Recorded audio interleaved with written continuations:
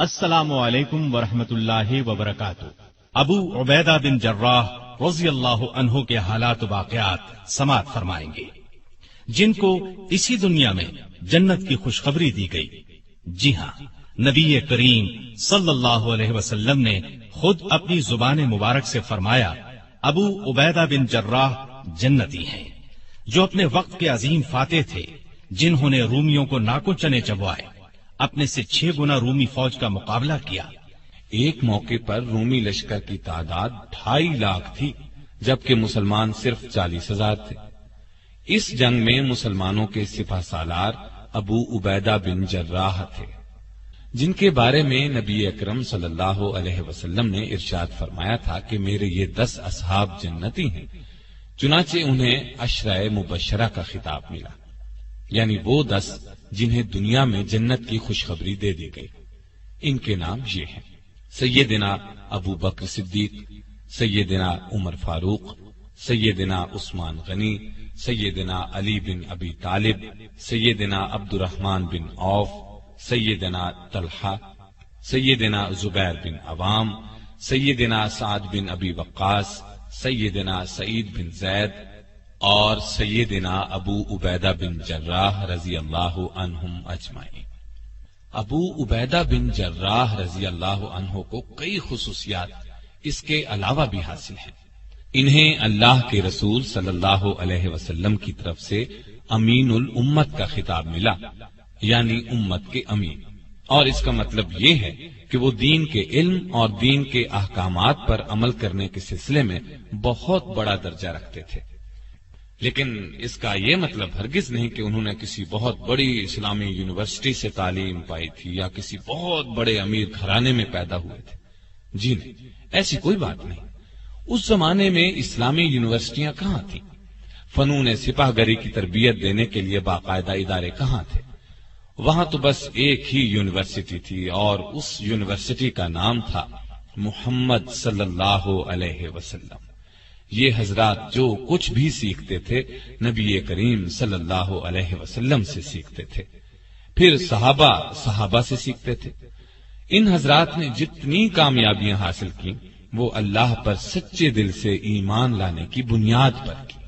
حقیقت یہی ہے کہ جب کوئی اللہ کے احکامات پر عمل کرنے لگ جاتا ہے تو پھر اللہ اسے دانائی کا ایسا نور عطا کرتا ہے کہ اس کے سبھی کام آسان ہوتے چلے جاتے ہیں۔ اب ذرا غور کریں، جب اللہ کے رسول صلی اللہ علیہ وسلم دنیا میں تشریف لائے تو پورا عرب جہالت کی تاریکیوں میں ڈوبا ہوا تھا۔ وہ لوگ بات بات پر ایک دوسرے کا خون بہانے پر تل جاتے تھے، اور جب ان میں لڑائی چھڑتی تھی تو پھر جلد ختم نہیں ہوتی تھی، بعض اوقات تو سالہ سال جاری رہتی۔ جوا کھیلتے، شراب پیتے، سب سے بڑا عیب ان میں یہ تھا کہ اپنی بیٹیوں کو چنانچہ اسے جنگل میں لے جاتا اور زندہ دفن کر دیتا۔ اس سے بڑا بلکہ سب سے بڑا عیب ان میں یہ تھا کہ بتوں کو پوجتے تھے، بتوں کو اپنا کارساز سمجھتے تھے، ان پر چڑھاوے چڑھاتے تھے، ان کے ناموں کی منتیں مانتے تھے، ان کو اپنا الہ خیال کرتے تھے۔ ان حالات میں وہاں یونیورسٹیاں کہاں ہو سکتی تھیں؟ وہاں تو مدرسے بھی نہیں تھے، بچوں کے لیے اسکول بھی نہیں تھے۔ لیکن ہمارے نبی صلی اللہ علیہ وسلم کی آمد نے وہاں کا نقشہ ہی بدل کر رکھ دیا، کایا پلٹ دی۔ صحابہ کرام رضی اللہ عنہم میں سے ہر قسم کے علوم و فنون کے ایسے ماہر ہوئے کہ دنیا آج تک ان کا لوہا مانتی ہے۔ مثلا خالد بن ولید رضی اللہ عنہ کی سپہ سالاری کو لے لیں، انہوں نے 60,000 کے لشکر کا مقابلہ صرف 60 جانبازوں سے کیا اور 60,000 نے شکست کھائی۔ اس سے بڑھ کر مثال کیا ہو سکتی ہے؟ عمر رضی اللہ عنہ کی خلافت کے زمانے میں اسلامی حکومت 22 لاکھ مربع میل پر پھیل چکی تھی، اور اس طرح ان کا حکم چلتا تھا کہ کوئی چوں بھی نہیں کر سکتا تھا۔ لیکن جب یہ مسلمان نہیں تھے تو اپنے باپ کے اونٹ چرایا کرتے تھے۔ یہ سب اسلام کی برکات تھیں کہ وہ اتنی بڑی اسلامی حکومت کے خلیفہ بنے۔ یہی وہ برکت تھی جس نے ابو عبیدہ بن جراح کو امین الامت بنا دیا۔ اور اس سے بھی بڑھ کر ایک عظیم سپہ سالار بنے جنہوں نے رومیوں کو شکست پر شکست دی۔ اسلام اور نبی کریم صلی اللہ علیہ وسلم کی مخالفت کرنے والوں یعنی مکہ کے قریش، مدینے کے یہودیوں اور عیسائیوں کا زور ٹوٹ گیا اور پہلی اسلامی حکومت قائم ہو گئی تو دور دراز علاقوں میں رہنے والے عرب گروہ در گروہ اسلام قبول کرنے کے لیے مدینہ آنے لگے۔ ان گروہوں میں ایک گروہ یمن کے علاقے نجران کا آیا۔ یہ لوگ عیسائی تھے۔ ان لوگوں نے اسلام کی سچائی جاننے کے لیے کئی دن تک بحث کی۔ نبی کریم صلی اللہ علیہ وسلم نے ان کے ساتھ بہت اچھا سلوک کیا، ان کے سوالات کے جوابات دیے، لیکن وہ مسلمان نہ ہوئے۔ تاہم انہوں نے وعدہ کیا کہ وہ جزیہ ادا کرتے رہیں گے۔ جزیہ ایک قسم کا ٹیکس کہہ لیں جو اسلامی حکومت میں رہنے والے غیر مسلموں سے وصول کیا جاتا تھا۔ اس کے علاوہ انہوں نے یہ درخواست بھی کی کہ ان کے ساتھ کسی ایسے ایماندار آدمی کو بھیج دیا جائے جو ان سے جزیہ وصول کرنے کے ساتھ انہیں دین اسلام کی باتیں بتائے۔ اللہ کے رسول صلی اللہ علیہ وسلم نے فرمایا، ٹھیک ہے، میں تمہارے ساتھ ایک ایسے شخص کو بھیجوں گا جو اس امت کا امین ہے۔ آپ صلی اللہ علیہ وسلم کے یہ الفاظ سن کر سیدنا ابو بکر اور سیدنا عمر رضی اللہ تعالی عنہما جیسے بڑے صحابہ کے دلوں میں خواہش پیدا ہوئی کہ ان نجرانیوں کے ساتھ انہیں بھیجا جائے تاکہ یہ عزت ان کے حصے میں آئے۔ لیکن اللہ کے رسول صلی اللہ علیہ وسلم نے سیدنا ابو عبیدہ بن جراح رضی اللہ عنہ کو کھڑے ہونے کا ارشاد فرمایا اور اس طرح یہ عزت ان کے حصے میں آئی اور وہ امین الامت کہلائے۔ عربی میں امین ایسے شخص کو کہتے ہیں جو بہت دیانتدار ہو، اس کے پاس کوئی امانت رکھوائی جائے تو اس میں خیانت نہ کرے، وعدے کے مطابق اس کو لوٹا دے۔ تو یہ تھا ان کے امین الامت بننے کا واقعہ۔ ہاں، تو میں بتا رہا تھا کہ وہ عشرہ مبشرہ میں سے ہیں۔ ان کا تعلق قریش کی ایک شاخ بنو فہر سے تھا۔ وہ رسول اللہ صلی اللہ علیہ وسلم کے مدینے کی طرف ہجرت فرمانے سے 20 برس پہلے اور ایک روایت کے مطابق 40 برس پہلے مکہ میں پیدا ہوئے۔ ان کا اصل نام عامر تھا۔ ابو عبیدہ ان کی کنیت تھی۔ اولاد کی نسبت سے جو نام مشہور ہو جاتا ہے اس کو کنیت کہتے ہیں۔ ان کے والد کا نام عبداللہ اور دادا کا نام الجراح تھا، اس لیے ان کا نام یہ بنتا ہے ابو عبیدہ بن عبداللہ بن جراح، لیکن وہ مشہور ابو عبیدہ بن جراح کے نام سے ہوئے۔ ان کا سلسلہ نسبت اوپر جا کر رسول اللہ صلی اللہ علیہ وسلم سے جا ملتا ہے۔ ان کی ایک شان یہ ہے کہ یہ سب سے پہلے ایمان لانے والوں میں شامل ہیں۔ سب سے پہلے ایمان لانے والوں کو سابقون الاولون کہتے ہیں۔ اس وقت مسلمان ہونے والوں کو سخت تکالیف دی جاتی تھی۔ کہا جاتا ہے کہ انہوں نے سیدنا ابو بکر رضی اللہ عنہ کے کہنے پر اسلام قبول کیا تھا۔ جس دن یہ مسلمان ہوئے اسی دن ان حضرات نے بھی اسلام قبول کیا تھا۔ سیدنا عبد الرحمن بن عوف، سیدنا عثمان بن مظعون، سیدنا ارقم بن ارقم رضی اللہ تعالی عنہ۔ ان میں عبد الرحمن بن عوف بھی عشرہ مبشرہ میں سے ہیں۔ پھر جب مسلمانوں کو بہت زیادہ ستایا جانے لگا، ظلم کے پہاڑ ان پر توڑے جانے لگے، تپتی ریت پر جب ان کو لٹایا جانے لگا، زنجیروں سے باندھ کر جب ان کو کھینچا جانے لگا، پھر انہیں بھوکا پیاسا رکھا جانے لگا، تب نبی صلی اللہ علیہ وسلم نے اللہ کے حکم سے مسلمانوں کو اجازت دی کہ مکہ چھوڑ کر حبشہ چلے جائیں۔ اللہ کی خاطر اس طرح وطن اور گھر بار چھوڑنے کو ہجرت کرنا کہتے ہیں۔ ہجرت کا حکم 5 نبوی میں دیا گیا اور 11 مرد اور 4 عورتیں حبشہ چلے گئے۔ یہ ٹھیک ہے، وہ عیسائی تھا لیکن بہت نیک دل تھا۔ اس نے ان مہاجر مسلمانوں کو اپنے ملک میں رہنے کی اجازت دے دی اور ان کے ساتھ بہت اچھا سلوک کیا۔ یہاں میں آپ کو یہ بھی بتاتا چلوں کہ قرآن مجید کی روح سے عیسیٰ علیہ السلام اللہ کے جلیل القدر پیغمبر تھے۔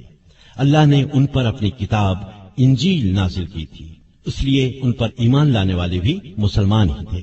لیکن پھر عیسیٰ علیہ السلام کے آسمان پر اٹھا لیے جانے کے بعد دنیا کے فائدے کی خاطر لوگوں نے ان کی تعلیم کو بدل دیا، اپنی طرف سے اس تعلیم میں مطلب کی باتیں شامل کر لیں، انجیل مقدس کو کچھ سے کچھ بنا دیا۔ ایسا کرنے کو تحریف کرنا کہتے ہیں۔ یہ بہت بڑا گناہ ہے۔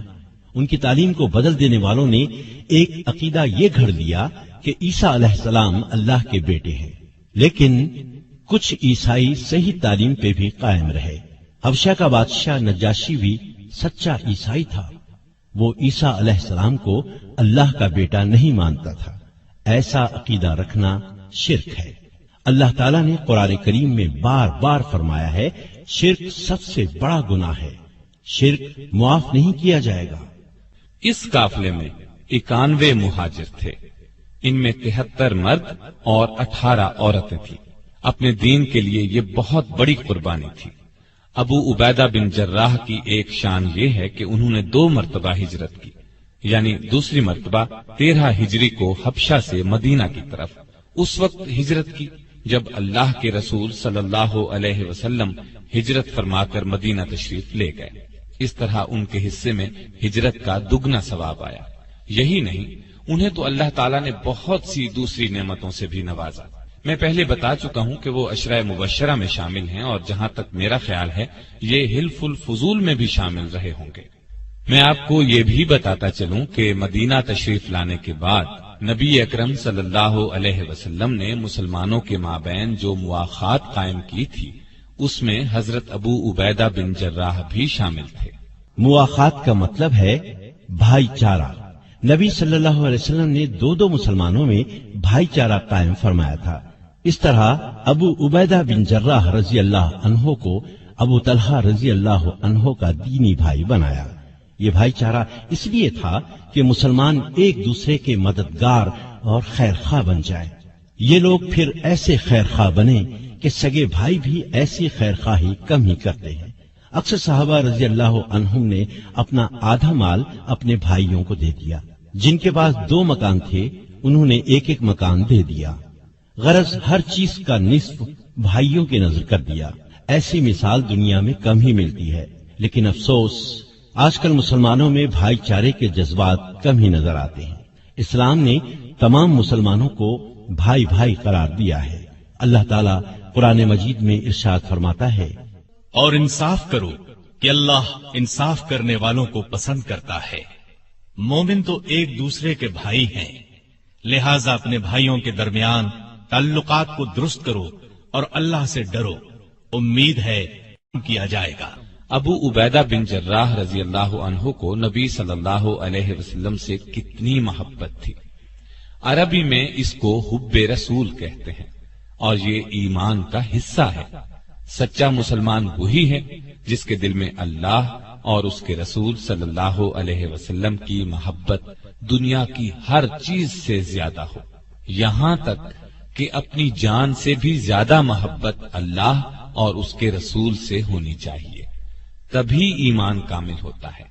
اور یہ محبت زبانی نہ ہو، اس محبت کا تقاضا یہ ہے کہ انسان اللہ کے احکامات پورے طور پر بجا لائے، نبی صلی اللہ علیہ وسلم کی اطاعت میں انتہا کر دے۔ لیکن آج مسلمان اللہ کے احکامات پر توجہ ہی نہیں دیتے۔ ابو عبیدہ بن جراح رضی اللہ عنہ کی ایک شان یہ بھی ہے کہ وہ رسول اللہ صلی اللہ علیہ وسلم سے سچی محبت کرتے تھے۔ یہی وجہ تھی کہ آپ بھی ان سے بہت محبت کرتے تھے۔ ان کی زندگی کا ایک واقعہ ایسا ہے کہ وہ ایمان اور یقین کے بہت اونچے درجے پر نظر آتے ہیں۔ اللہ تعالیٰ قرآن کریم میں فرماتا ہے، تم یہ نہ دیکھو گے کہ جو لوگ اللہ اور قیامت کے دن پر ایمان رکھتے ہیں وہ ان لوگوں سے محبت کریں جو اللہ، اس کے رسول صلی اللہ علیہ وسلم کی مخالفت کر رہے ہیں، چاہے وہ ان کے باپ ہوں یا بیٹے، یا ان کے بھائی ہوں یا خاندان کے لوگ۔ اللہ نے ان کے دلوں میں ایمان پختہ کر دیا ہے اور اپنی طرف سے ایک روح عطا کر کے قوت بخشی ہے۔ وہ انہیں ایسی جنتوں میں داخل کرے گا جن کے نیچے نہریں بہتی ہوں گی، وہ ان میں ہمیشہ رہیں گے۔ اللہ ان سے راضی ہو گیا، وہ اللہ سے راضی ہو گئے۔ وہ اللہ کے طرفدار لوگ ہیں اور اللہ کے طرفدار ہی فلاح پانے والے ہیں۔ یہ اللہ تعالی نے صحابہ رضی اللہ عنہم کی تعریف بیان فرمائی ہے۔ اب اس کی وضاحت میں واقعہ سن لیں۔ غزوہ بدر میں ایسا ہوا کہ ابو عبیدہ بن جراح رضی اللہ عنہ اور ان کے والد عبداللہ بن جراح لڑائی کے دوران آمنے سامنے آ گئے۔ ان کے والد مسلمان نہیں ہوئے تھے اور کافروں کے لشکر میں تھے۔ وہ بہت بڑھ بڑھ کر حملے کر رہے تھے۔ کوئی عام آدمی ہوتا تو باپ کو دیکھ کر پیچھے ہٹ جاتا، لیکن سیدنا ابو عبیدہ رضی اللہ عنہ نے یہ کمزوری نہ دکھائی۔ اپنے باپ کی اس وقت کی حالت کو ذہن میں رکھا، یہ کہ وہ اللہ کا دشمن ہے۔ انہوں نے موقع پاتے ہی بے دھڑک باپ پر وار کر دیا اور اسے قتل کر دیا، اور یہ بات ثابت کر دی کہ انہیں اپنا دین اور ایمان اپنی جان اور دنیا کی ہر چیز سے زیادہ عزیز ہے۔ ایسی اور بھی مثالیں ملتی ہیں۔ بات در اصل یہ ہے کہ وہ لشکر اللہ کے دشمنوں کا تھا، اور یہ لوگ اللہ اور اس کے رسول صلی اللہ علیہ وسلم کی محبت میں سرشار تھے۔ ان حالات میں وہ باپ کو کیوں قتل نہ کرتے؟ اور پھر یہ لڑائی مسلمانوں اور کافروں کی پہلی لڑائی تھی۔ جنگ شروع ہونے سے پہلے اللہ کے رسول صلی اللہ علیہ وسلم نے دعا مانگی تھی، اے اللہ، آج پورا کفر پورے اسلام کے مقابلے میں آ گیا ہے۔ اگر تیرے یہ بندے مٹ گئے تو روئے زمین پر قیامت تک تیرا نام لینے والا کوئی نہیں ہوگا۔ لہذا ان حالات میں ایک مسلمان کیسے کافر باپ کا لحاظ کر سکتا تھا؟ دراصل سب رشتوں میں اصل رشتہ ایمان کا رشتہ ہے۔ غیر قوم سے تعلق رکھنے والا مسلمان دوسرے مسلمان کا بھائی بن جاتا ہے، اور سگا بھائی کافر ہو تو اس کی حیثیت غیر جیسی ہو جاتی ہے۔ چنانچہ ابو عبیدہ رضی اللہ عنہ نے ایمان کے رشتے کو سامنے رکھا اور کافر باپ کو قتل کر دیا جو مسلمانوں کو ہلاک کرنے کے لیے آیا تھا۔ ایک اور واقعہ سناتا ہوں۔ اس سے یہ بات ثابت ہو جاتی ہے کہ سیدنا ابو عبیدہ رضی اللہ عنہ کو رسول پاک صلی اللہ علیہ وسلم سے سچی محبت تھی۔ غزوہ بدر میں شکست کھانے کے بعد اگلے سال 3 ہجری میں مکے کے کافروں نے پھر حملہ کیا اور احد پہاڑ کے قریب مسلمانوں اور کافروں کے درمیان لڑائی ہوئی۔ اس لڑائی کو غزوہ احد کہتے ہیں۔ اللہ کی مدد سے یہ لڑائی بھی پہلے مرحلے میں مسلمانوں نے جیت لی۔ کافر میدان چھوڑ کر بھاگ کھڑے ہوئے۔ اس موقع پر 50 تیر اندازوں سے چوک ہو گئی۔ نبی کریم صلی اللہ علیہ وسلم نے ایک درے پر انہیں مقرر فرمایا تھا اور ہدایت فرمائی تھی کہ درے کو نہ چھوڑنا، کیونکہ اس طرف سے دشمن مسلمانوں پر حملہ کر سکتا تھا۔ جب کافر بھاگے تو ان تیر اندازوں نے درہ چھوڑ دیا اور مال غنیمت سمیٹنے کے لیے میدان کی طرف چلے گئے۔ درے کو خالی پا کر کافر پلٹے اور اس سے گزر کر مسلمانوں کی پشت کی طرف سے حملہ کر دیا۔ اس اچانک حملے سے مسلمانوں کے پاؤں اکھڑ گئے، اس لیے کہ وہ تو مال غنیمت جمع کرنے میں مصروف ہو چکے تھے۔ اب صورتحال ایسی پیدا ہو گئی کہ نبی صلی اللہ علیہ وسلم بھی زخمی ہو گئے۔ ایک پتھر لگنے سے آپ کے سامنے کے 2 دانت شہید ہو گئے۔ خود کی کڑیاں آپ کے رخسار مبارک میں گڑ گئیں۔ یہ بہت نازک وقت تھا۔ مسلمان پاؤں اکھڑنے کی وجہ سے بکھر گئے، ادھر ادھر بھاگ پڑے۔ ادھر کافروں نے شور مچا دیا کہ ہم نے مسلمانوں کے نبی کا خاتمہ کر دیا، نعوذ باللہ۔ ایسے نازک موقع پر ابو عبیدہ بن جراح اور دوسرے جانثار صحابہ رضی اللہ عنہم نے اپنی جانوں کی پرواہ نہ کرتے ہوئے آپ صلی اللہ علیہ وسلم کی حفاظت کی خاطر سامنے کھڑے ہو گئے، اور جو تیر، نیزہ، پتھر، جو کچھ بھی آیا انہوں نے اپنے جسموں پر اس کو لینا شروع کیا۔ تیر آتے نظر آتے تو وہ اپنے ہاتھ آگے کر دیتے، اپنا سینہ تان دیتے، اور نبی صلی اللہ علیہ وسلم تک کوئی ہتھیار نہ پہنچنے دیتے۔ ابو بکر صدیق رضی اللہ عنہ فرماتے ہیں کہ رسول اللہ صلی اللہ علیہ وسلم کو خطرے میں پا کر میں آپ کی طرف بھاگا تو ابو عبیدہ بن جراح مجھ سے پہلے پہنچ چکے تھے۔ یہ ہاری ہوئی جنگ بھی مسلمانوں نے پھر جیت لی تھی۔ دوسری بار فتح اللہ کی مہربانی، صلی اللہ علیہ وسلم کی بے مثال جرأت اور صحابہ کرام رضی اللہ عنہم کی جانثاری کی وجہ سے ہوئی۔ آپ کی حفاظت کرتے ہوئے 10 صحابہ شہادت کے مرتبے پر فائز ہوئے۔ خود رسول اللہ صلی اللہ علیہ وسلم بہت زیادہ زخمی ہونے کے باوجود ایک چٹان تک تشریف لے گئے۔ یہ کام اس لیے زیادہ مشکل تھا کہ چاروں طرف سے تیر برس رہے تھے۔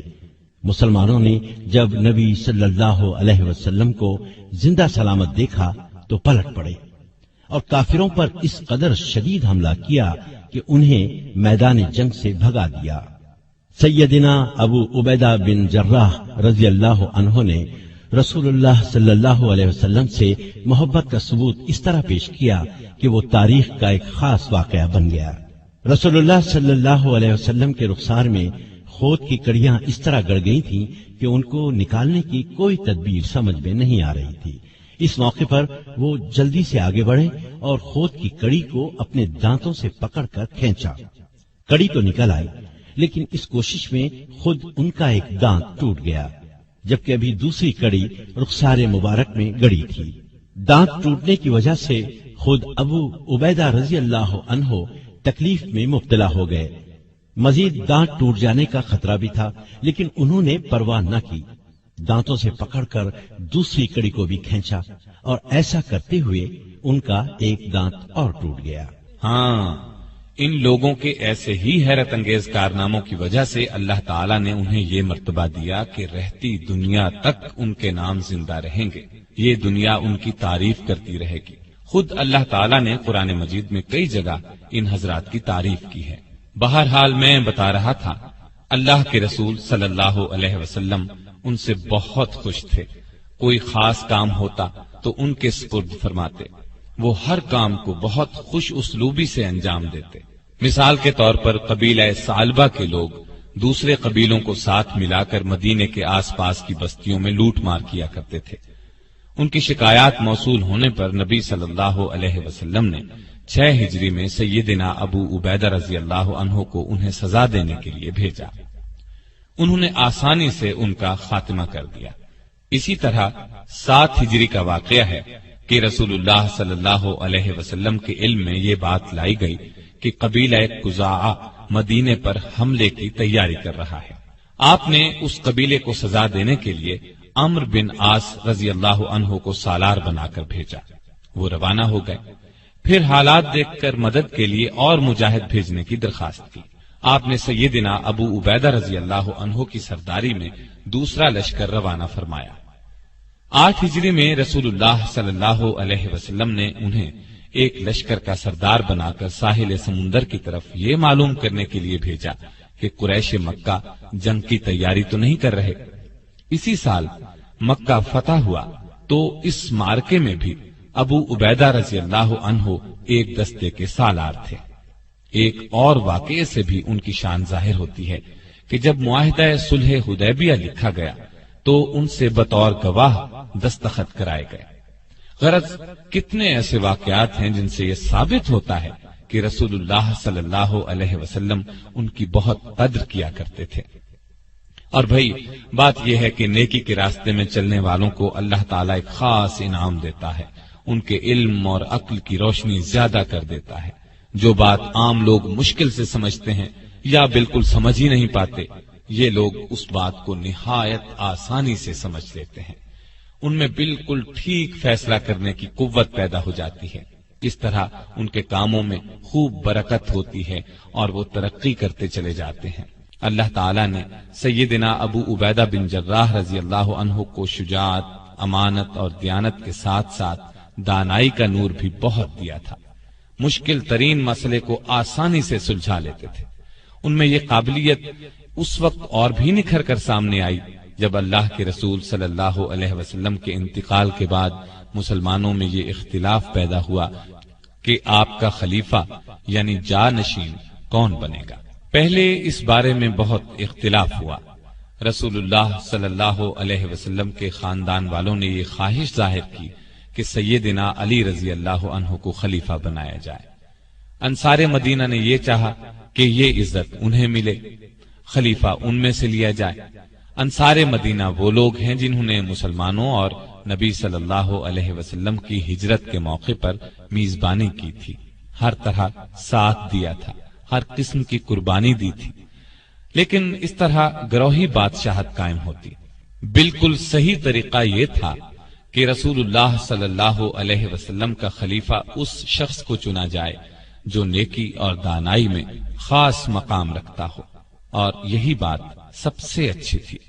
جس وقت خلیفہ کے معاملے پر گرما گرم بحث ہو رہی تھی اور یہ خطرہ پیدا ہو چلا تھا کہ کہیں مسلمانوں میں اختلاف پیدا نہ ہو جائے، اللہ تعالیٰ نے اپنی خاص رحمت کے ساتھ سیدنا ابو بکر صدیق رضی اللہ عنہ کے دل میں یہ خیال ڈالا کہ اللہ کے رسول صلی اللہ علیہ وسلم کا جانشین بننے کا حق اگر کسی کو ہے تو اسے ہے جو تقوی اور دانائی میں سب سے بڑھا ہوا ہے۔ چنانچہ آپ آگے بڑھے اور فرمایا، مسلمانوں، میرے نزدیک تو دو آدمی ایسے ہیں جن میں سے ایک کو رسول اللہ صلی اللہ علیہ وسلم کا جانشین بنایا جا سکتا ہے، ایک عمر بن خطاب رضی اللہ عنہ اور دوسرے ابو عبیدہ بن جراح رضی اللہ عنہ۔ لیکن پھر حضرت عمر رضی اللہ عنہ نے ابو بکر رضی اللہ عنہ کا ہاتھ پکڑ کر ان کے ہاتھ پر بیعت امارت کر لی، اور دوسرے لوگوں نے بھی حضرت عمر کے اس انتخاب کی تائید کی، کیونکہ ایمان و تقوی میں حضرت ابو بکر صدیق سب سے زیادہ ممتاز تھے، اور یہ فیصلہ واقعی بالکل درست تھا، اس لیے کہ سیدنا ابو بکر صدیق رضی اللہ عنہ نے خلافت کا منصب سنبھالتے ہی ایسی دانائی اور دلیری سے ملک کا انتظام کیا کہ اس کی مثال نہیں ملتی، جبکہ رسول اللہ صلی اللہ علیہ وسلم کے انتقال کے بعد دشمنوں نے یہ خیال کر لیا تھا کہ بس اب دین اسلام کا خاتمہ ہو جائے گا۔ کچھ بدبختوں نے تو نبوت کا دعویٰ تک کر دیا تھا، کچھ نے دین اسلام کے احکامات ماننے سے انکار کر دیا تھا، ایک طبقے نے زکوٰۃ دینے سے انکار کر دیا تھا۔ حالات ایسے تھے کہ سب اونچے درجے کے صحابہ رضی اللہ عنہم نے انہیں مشورہ دیا تھا کہ ابھی ان باغیوں اور شریروں کو کچھ نہ کہا جائے، لیکن سیدنا ابو بکر صدیق رضی اللہ عنہ نے ان کے خلاف جہاد کیا اور ان سب کو پوری سزا دی۔ ایک اور بڑا اور اہم کام انہوں نے یہ کیا کہ ایران اور روم کی فوجوں سے جہاد کرنے کے لیے مجاہدین کے لشکر روانہ کیے اور شاندار فتوحات حاصل کی۔ یہ دونوں ملک مدینے پر حملہ کر کے اسلامی سلطنت کو پارا پارا کرنے کی تیاریاں کر رہے تھے۔ اس جہاد میں سیدنا ابو عبیدہ بن جراح نے سپہ سالار کی حیثیت سے شاندار کارنامے انجام دیے۔ اس کی تفصیل یوں ہے، ابو بکر صدیق رضی اللہ عنہ نے 13 ہجری میں لشکر روانہ کیے، سیدنا خالد بن ولید رضی اللہ عنہ کو عراق کی طرف روانہ کیا، سیدنا ابو عبیدہ بن جراح کو حمص کی طرف اور سیدنا عمرو بن عاص رضی اللہ عنہ کو فلسطین بھیجا۔ شرحبیل بن حسنہ رضی اللہ عنہ کو اردن جانے کا حکم دیا اور سیدنا یزید بن ابی سفیان رضی اللہ عنہ کو دمشق کی طرف بھیجا۔ یہ لشکر اس لیے بھیجے گئے کہ رومی اور ایرانی سلطنتیں مسلمانوں پر حملہ آور ہونے کی تیاریاں کر رہی تھی۔ اسلام سے لڑنے کی اجازت نہیں دیتا کہ اپنی طاقت بڑھائی جائے، اس نے زمین پر فساد پھیلانے کو قتل سے بڑا فتنہ قرار دیا ہے، لیکن ساتھ ہی اپنی حفاظت کو ضروری بتایا ہے۔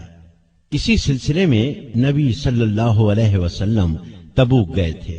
ابو بکر صدیق رضی اللہ عنہ نے بھی آپ کی اسی سنت پر عمل کیا کہ ان کے حملہ آور ہونے کا انتظار کرنے کے بجائے آگے بڑھ کر ان کا مقابلہ کیا جائے۔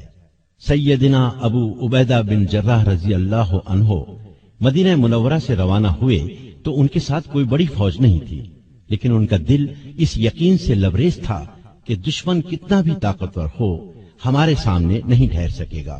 اس یقین کی اصل وجہ اللہ کی امداد پر پورا بھروسہ تھا۔ غزوہ بدر، غزوہ احد، غزوہ احزاب اور غزوہ خیبر میں انہوں نے اس غیبی امداد کو اپنی آنکھوں سے دیکھا تھا۔ رسول اللہ صلی اللہ علیہ وسلم کے زمانے میں لڑی جانے والی ان سب جنگوں میں مسلمانوں کی تعداد کافروں کے مقابلے میں بالکل کم تھی، لیکن فتح مسلمانوں ہی کو حاصل ہوئی۔ دوسری طرف رومی بھی جنگ کی زبردست تیاریاں کر رہے تھے۔ وہ لڑائی میں کچھ کم ماہر نہیں تھے، ان کو ہر طرح کی امداد پہنچانے کے لیے ان کی پشت پر ایک بڑی سلطنت تھی۔ بہرحال ابو عبیدہ رضی اللہ عنہ کے راستے میں سب سے پہلے بصرہ کا شہر آیا۔ انہوں نے اس شہر کو نہایت آسانی سے فتح کر لیا۔ رومیوں نے اپنی طرف سے پوری تیاری کر کے مقابلہ کیا تھا۔ بصرہ کے بعد انہوں نے مآب بھی بہت آسانی سے فتح کر لیا۔ یہ ابتدائی فتوحات سیدنا ابو عبیدہ رضی اللہ عنہ نے اللہ کی مدد اور ایمانی جذبے ہی سے حاصل کی۔ ان دو مقامات کی فتح کے بعد آپ جابیہ پہنچ کر رک گئے تاکہ اندازہ لگا سکیں کہ رومی اب کیا کرنے والے ہیں۔ ادھر 2 جنگیں ہارنے کے بعد رومی ہوشیار ہو گئے تھے۔ پہلے وہ اس خوش فہمی میں مبتلا تھے کہ مسلمان ہمارے مقابلے میں ہیں ہی کیا، لیکن اب انہیں اندازہ ہوا کہ ان کا مقابلہ معمولی انسانوں سے نہیں ہے، چنانچہ انہوں نے ایک جگہ جمع ہو کر بھرپور مقابلے کی تیاریاں شروع کر دی۔ دوسری طرف ابو عبیدہ بن جراح رضی اللہ عنہ نے بھی حالات کا اندازہ لگا کر دربار خلافت کو رومیوں کی تیاریوں اور ارادوں کی خبر دی اور مدد مانگی۔ سیدنا ابو بکر صدیق رضی اللہ عنہ نے فوراً فوجی مدد روانہ فرمائی اور جو دوسرے سالار روانہ فرما چکے تھے انہیں بھی پیغام بھیجا کہ ابو عبیدہ کے پاس پہنچ جائیں۔ ایسا ہی حکم آپ نے خالد بن ولید کو بھی بھیجا، یعنی وہ بھی عراق سے شام پہنچ جائیں۔ تو سیدنا ابو بکر صدیق رضی اللہ عنہ کو بھی اس غیبی تائید الہی سے جنگ کے محاذ پر پیش آنے والی مشکلات کا اندازہ ہو گیا تھا، چنانچہ انہوں نے تمام سپہ سالاروں کو حکم دیا کہ ابو عبیدہ کی مدد کے لیے پہنچ جائیں۔ جب سب لشکر ان کے پاس پہنچ گئے تو سپہ سالار خالد بن ولید رضی اللہ عنہ کو بلا لیا گیا، اس لیے کہ وہ بہت زیادہ بہادر تھے اور جنگی تدبیریں اختیار کرنے میں اللہ نے انہیں خاص قابلیت عطا کی تھی۔ اس موقع پر انہی کو سالار اعلیٰ بنانا مناسب تھا۔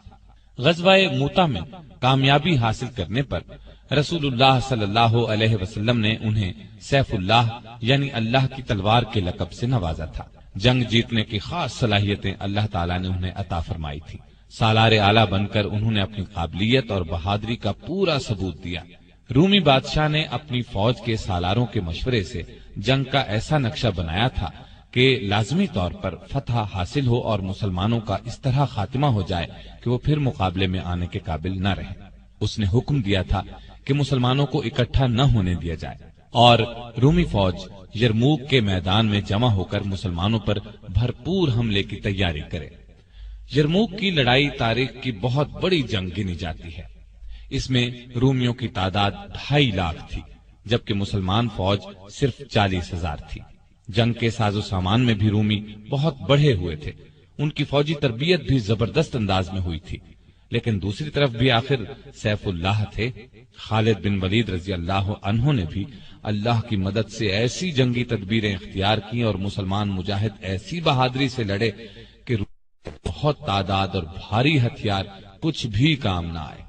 رومی بدحواس ہو کر بھاگے، ان کی بہت بڑی تعداد ماری گئی۔ اللہ تعالیٰ نے مسلمانوں کو شاندار فتح سے نوازا۔ ایک روایت کے مطابق جنگ یرموک میں کئی 100 ایسے صحابہ شہید ہوئے جنہوں نے غزوہ بدر اور غزوہ احد میں شرکت کی تھی۔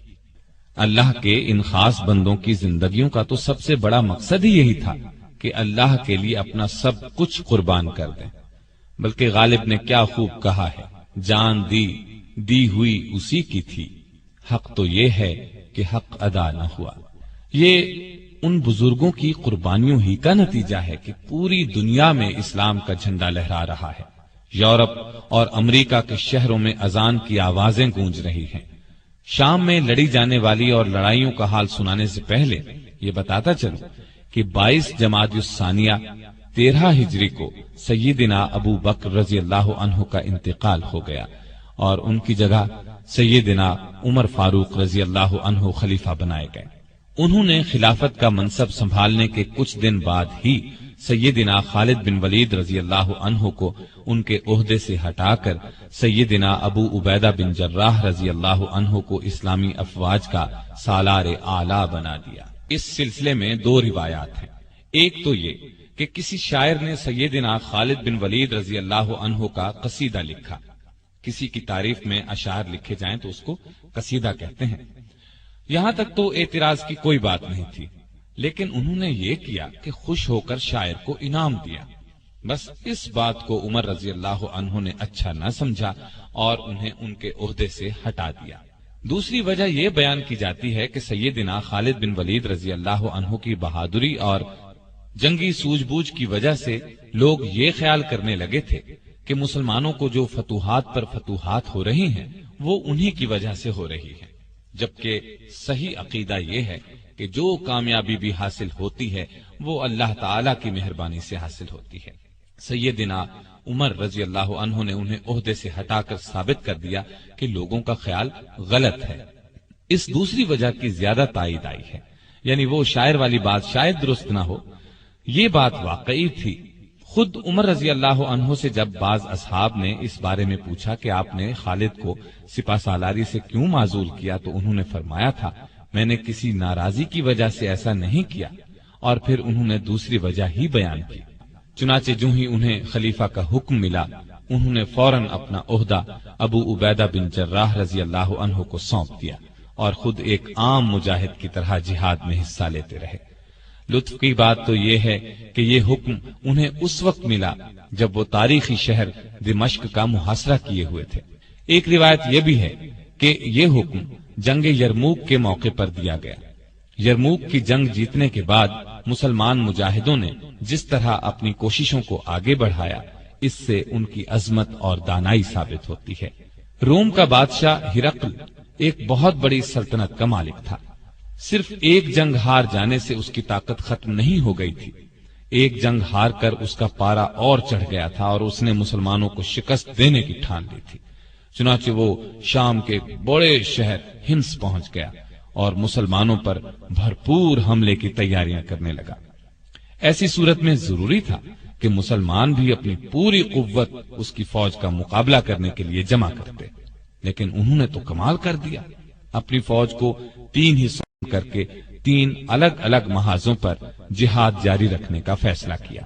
ابو عبیدہ بن جراح رضی اللہ عنہ اور خالد بن ولید رضی اللہ عنہ نے لشکر کے دوسرے سالاروں کے ساتھ مشورہ کر کے ایک لشکر بیت المقدس کی طرف روانہ کیا، دوسرا ہمس کی طرف اور تیسرا دمشق کی طرف۔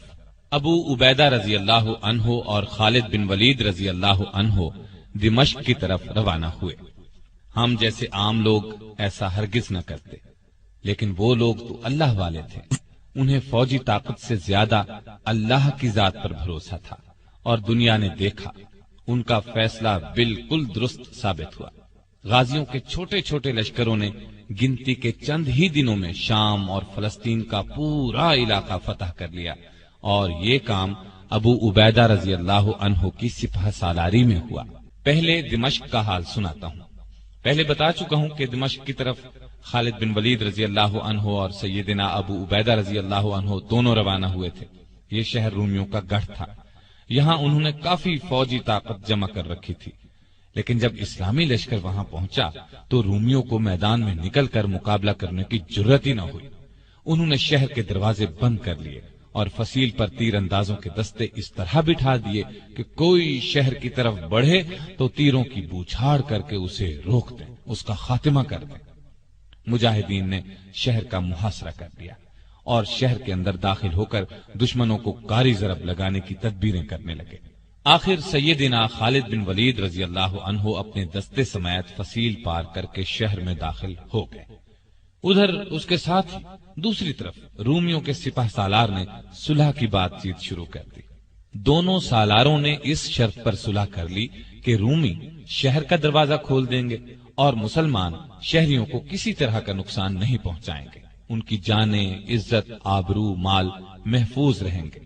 اب یہ عجیب صورتحال پیدا ہوئی کہ ایک طرف خالد رضی اللہ عنہ لڑتے ہوئے آگے بڑھ رہے تھے اور دوسری طرف ابو عبیدہ بن جراح صلح کا جھنڈا اٹھائے آگے بڑھ رہے تھے۔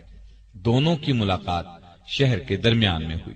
جب خالد بن ولید رضی اللہ عنہ کو معلوم ہوا کہ ابو عبیدہ بن جراح رضی اللہ عنہ شہریوں کو امان دے چکے ہیں تو انہوں نے جنگ سے ہاتھ روک لیے اور کوئی بڑا نقصان ہوئے بغیر دمشق پر مسلمانوں کا قبضہ ہو گیا۔ اللہ تعالی نے قرآن کریم میں فرمایا ہے، حق آیا باطل مٹ گیا اور باطل تو ہے ہی مٹنے کے لیے۔ اللہ تعالیٰ کے اس ارشاد کے مطابق ان لوگوں کو ہمیشہ کامیابی حاصل ہوتی ہے جو حق پر ہوں، اور یہ مجاہد چونکہ حق پر تھے اس لیے تعداد میں کم ہونے کے باوجود اللہ نے انہیں شاندار کامیابی عطا کی، بلکہ اس کے بعد بھی وہ کامیابیاں حاصل کرتے چلے گئے۔ دمشق فتح کرنے کے بعد مخل، بیسان، ہمس اور لازقیہ جیسے کئی اور شہر انہوں نے نہایت آسانی سے فتح کر لیے۔ رومی جہاں بھی مسلمانوں سے لڑنے کے لیے جمع ہوتے مجاہدین کے لشکر وہیں پہنچ جاتے اور ان کا غرور خاک میں ملا دیتے۔ ان لڑائیوں میں لازقیہ کی لڑائی اس لحاظ سے خاص ہے کہ اس میں ابو عبیدہ رضی اللہ عنہ کی اعلیٰ درجے کی جنگی قابلیت اور ذہانت سے فتح حاصل ہوئی۔ قیصر روم کے حکم سے اس شہر میں رومیوں نے بہت بڑی طاقت جمع کر رکھی تھی۔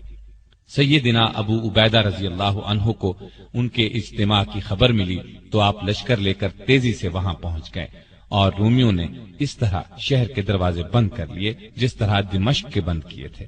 مسلمانوں نے شہر کا محاصرہ کر لیا، لیکن آس پاس کا علاقہ ایسا تھا کہ اس شہر کا محاصرہ زیادہ دن جاری نہیں رکھا جا سکتا تھا۔ ان سب باتوں پر غور کرتے ہوئے ابو عبیدہ رضی اللہ عنہ نے مجاہدین کو حکم دیا کہ وہ شہر سے کافی دور جا کر خندقیں کھود لیں اور یہ کام ایسی احتیاط سے کریں کہ رومیوں کو اس کا پتہ نہ چلے۔ یہ حکم پورا کیا گیا۔ جب کام مکمل ہو گیا تو دوسرا حکم یہ دیا کہ مجاہد بڑی بڑی ٹولیاں بنا کر لشکر سے نکلیں، اس طرح کہ رومی انہیں جاتے ہوئے دیکھیں۔ لشکروں سے نکل کر مجاہدین کی یہ ٹولیاں خندقوں میں چھپ جائیں اور جب نعرہ تکبیر بلند ہو تو بہت تیزی سے نکل کر شہر پر حملہ کر دیں۔ چنانچہ اس حکم پر بھی عمل کیا گیا۔ مسلمان بڑی بڑی ٹولیوں میں جانے لگے۔ رومیوں نے خیال کیا وہ محاصرہ اٹھا کر جا رہے ہیں۔ جب انہیں اپنے طور پر یہ اندازہ ہو گیا کہ مسلمانوں کا پورا لشکر محاصرہ اٹھا کر چلا گیا ہے تو شہر کے دروازے کھول دیے۔ شہر کے دروازے کھلتے ہی نعرہ تکبیر بلند ہوا۔ مجاہدین خندقوں سے نکلے اور تیزی سے دوڑتے ہوئے آ کر شہر میں داخل ہو گئے۔ شہر پر نہایت آسانی سے قبضہ ہو گیا۔ رومیوں کو پتہ ہی نہ چلا کہ یہ کیا ہو گیا ہے۔ ان مجاہدین نے اللہ کے راستے میں لڑنے کے علاوہ اخلاق، ایمانداری اور شرافت کے بھی ایسے شاندار نمونے پیش کیے کہ پورے علاقے میں ان کی دھوم مچ گئی۔ مثلا ایک واقعہ سن لیں۔ جب دربار خلافت سے حکم ملا کہ سب مجاہد ایک جگہ جمع ہو جائیں، آپس میں مشورہ کر کے کسی کو سالار چن لیں اور ایک لشکر بن کر رومیوں کا مقابلہ کریں، تو سیدنا ابو عبیدہ بن جراح رضی اللہ عنہ اس وقت تک کئی شہر فتح کر چکے تھے۔ ان شہروں میں کچھ ایسے بھی تھے جنہوں نے جزیہ دینا منظور کیا تھا اور لڑائی کے بغیر مسلمانوں کو فاتح مان لیا تھا۔ جزیہ ایک ٹیکس ہے جو اسلامی سلطنت میں رہنے والے غیر مسلموں سے اس شرط کے ساتھ وصول کیا جاتا ہے کہ مسلمان ان کی حفاظت کریں گے۔ ان لوگوں نے جزیہ بھی ادا کر دیا تھا۔ خلیفۃ المسلمین کا حکم ملنے کے بعد مسلمانوں کو یہ علاقے چھوڑنے پڑے تو ان شہروں کے باشندوں کو جزیے کی ساری رقم لوٹا دی اور ان سے کہا چونکہ اب ہم تمہاری حفاظت کی شرط پوری نہیں کر سکتے اس لیے یہ رقمیں اپنے پاس رکھنے کا بھی ہمیں کوئی حق نہیں ہے۔ ہمارے ان بزرگوں کی تو تمام زندگیاں ہی ایسی ہیں کہ ان کی مثال ہی نہیں ملتی۔ وہ صحیح معنوں میں اللہ پر ایمان رکھتے تھے اور اس کے احکامات پر عمل کرتے تھے، اپنوں پرایوں سب سے اچھا سلوک کرتے تھے، لوگوں کی غلطیاں معاف کر دیا کرتے تھے، زمین پر عاجزی سے چلتے تھے، کسی سے کوئی وعدہ کرتے تو اس کو پورا کرتے، اللہ کے سوا کسی سے نہیں ڈرتے تھے، نہ کسی کو اس کا شریک ٹھہراتے تھے، نہ اس کے سوا کسی کو حاجت روا سمجھتے تھے، وہم اور تاریک خیالی سے دور تھے۔ وہ ہمیشہ زندگی کا روشن پہلو دیکھتے تھے اور یہ روشنی دوسروں تک پہنچاتے تھے۔ وہ کشادہ دل اور بلند حوصلہ تھے۔ ان کی بہادری اور دانائی ان کے اچھے اعمال ہی کا انعام تھی۔ ہاں تو میں کہہ رہا تھا کہ جب مسلمانوں کو خلیفہ کی طرف سے یہ حکم ملا کہ وہ سب مجاہد ایک جگہ جمع ہو جائیں تو انہوں نے ان شہروں کا جزیہ واپس کر دیا، کیونکہ وہاں سے رخصت ہو جانے کی وجہ سے وہ ان کی حفاظت نہیں کر سکتے تھے۔ ادھر روم کے بادشاہ ہرقل کو پکا یقین تھا کہ وہ بہت آسانی سے ان چند ہزار مجاہدین کا خاتمہ کر دے گا جو شام اور فلسطین میں داخل ہوئے ہیں، اور پھر اتنی ہی آسانی سے مدینے کی اسلامی سلطنت کا خاتمہ کر دے گا۔ لیکن اس کا اندازہ بالکل غلط ثابت ہوا۔ اسے تو لینے کے دینے پڑ گئے۔ اس نے سنبھل کر کئی بار مسلمانوں کا مقابلہ کرنے کی کوشش کی، لیکن وہ کہیں بھی پاؤں نہ جما سکا۔ ہر محاذ پر اسے منہ کی کھانا پڑی۔ آخرکار وہ اس علاقے کو جو سلطنت روما کا مشرقی حصہ کہلاتا تھا ہمیشہ کے لیے چھوڑ کر قسطنطینیہ کی طرف فرار ہو گیا۔ قسطنطینیہ اس کی سلطنت کے مغربی حصے کا دارالحکومت تھا۔ ہرقل کے فرار کے بعد سیدنا ابو عبیدہ بن جراح رضی اللہ عنہ نے مقدس شہر بیت المقدس فتح کرنے کا ارادہ کیا۔ اس وقت تک وہ شام کے قریباً تمام بڑے چھوٹے شہروں پر قبضہ کر چکے تھے۔ خالد بن ولید رضی اللہ عنہ اور لشکر کے دوسرے سالاروں سے مشورہ کر کے انہوں نے پہلے عمرو بن عاص رضی اللہ عنہ کو بیت المقدس بھیجا اور پھر خود بھی وہاں پہنچ گئے۔ اس شہر کی حفاظت کرنے والی رومیوں کی فوج مسلمانوں کی مسلسل فتوحات کی خبریں سن سن کر پہلے ہی ہمت ہار چکی تھی۔ چنانچہ جیسے ہی ابو عبیدہ رضی اللہ عنہ وہاں پہنچے، شہر کے مذہبی پیشواؤں یعنی رہنماؤں نے پیغام بھیجا۔ وہ پیغام یہ تھا، اگر مسلمانوں کے خلیفہ عمر بن خطاب رضی اللہ عنہ خود بیت المقدس آئیں تو ہم لڑے بغیر شہر کی کنجیاں ان کے حوالے کر دیں گے۔ یہ سن کر ابو عبیدہ بن جراح رضی اللہ عنہ نے کہا، اس سے اچھی بات کیا ہو سکتی ہے کہ ہمارا ایک بھی مجاہد نہ مارا جائے اور بھی کوئی نقصان نہ ہو اور شہر پر ہمارا قبضہ بھی ہو جائے۔ پھر انہوں نے رومیوں کا یہ پیغام عمر رضی اللہ عنہ کی خدمت میں بھیج دیا۔ عمر رضی اللہ عنہ کو یہ پیغام ملا تو وہ بیت المقدس جانے کے لیے تیار ہو گئے۔ آپ بیت المقدس کی طرف روانہ ہوئے اور اس طرح روانہ ہوئے کہ اپنے ساتھ صرف اپنے غلام کو لے کر چلے۔ آج کل کے بادشاہ کہیں جاتے ہیں تو ان گنت حفاظتی انتظامات کیے جاتے ہیں، حفاظتی دستہ ساتھ جاتا ہے، لیکن وہ صرف اپنے ایک غلام کو لے کر چل پڑے۔ اور اس سے بھی بڑھ کر مزے کی بات یہ ہے کہ ان کے پاس اونٹ بھی ایک ہی تھا، دو اونٹ بھی نہیں تھے، لہٰذا وہ باری باری اونٹ پر سواری کر رہے تھے۔ پہلے عمر رضی اللہ تعالی عنہ نے اگر سواری کی تو پھر غلام نے سواری کی، غلام کی باری ختم ہوئی تو عمر رضی اللہ عنہ کے اونٹ پر بیٹھنے کی باری آئی۔